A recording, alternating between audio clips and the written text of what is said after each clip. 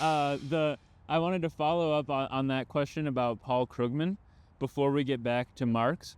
And the question, though, is just what is it that has happened, in your perspective, to the discipline or profession of economics that somebody who you do not believe knows economics receives the Nobel Prize? This isn't a question so much about Paul, it's a question just about economics today in general. I don't know what where they can do. Not reading an economics textbook. I haven't read an economics article in American Economic Review or any of the other prestige journals for maybe 40 years.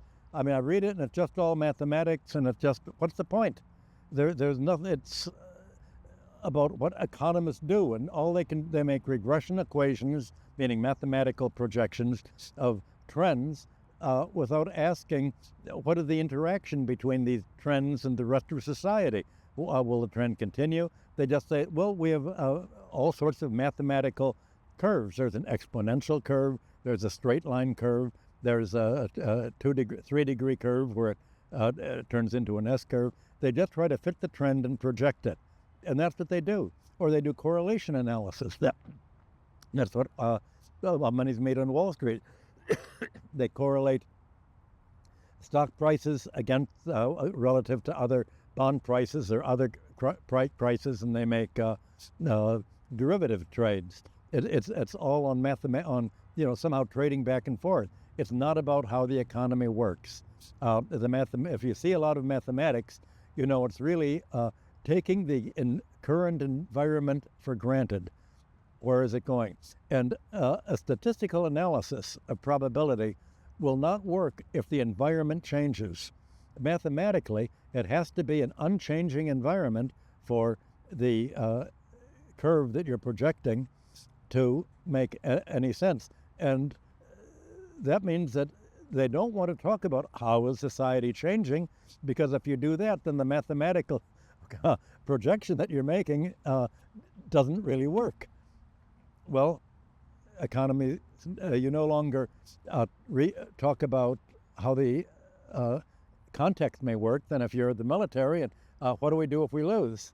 What do we do if Russia fights back when we move our army into Ukraine?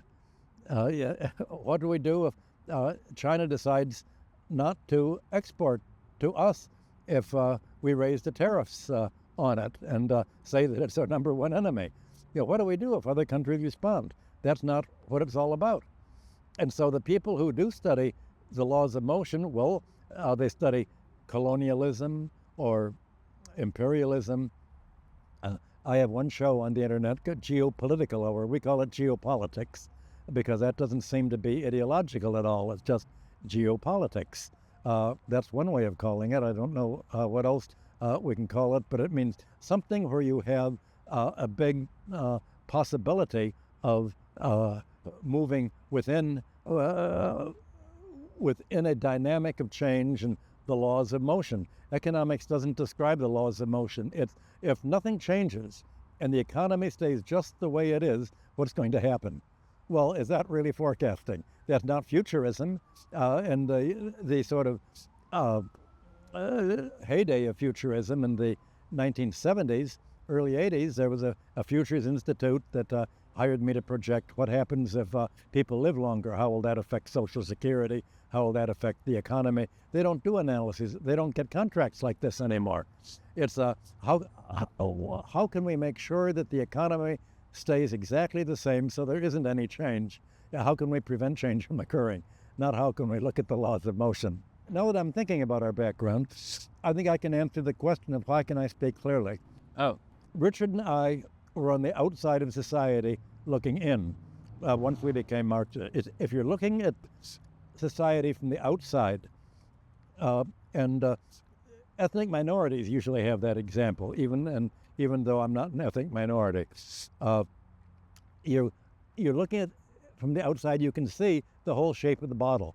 But if you're inside the bottle, you're the majority, then you just take everything for granted, and you want it to go on forever, and you don't want it to change. So I think that being an outsider really helps talk very simply, because you can see the big bottle You can see the shape, you can see the big structure.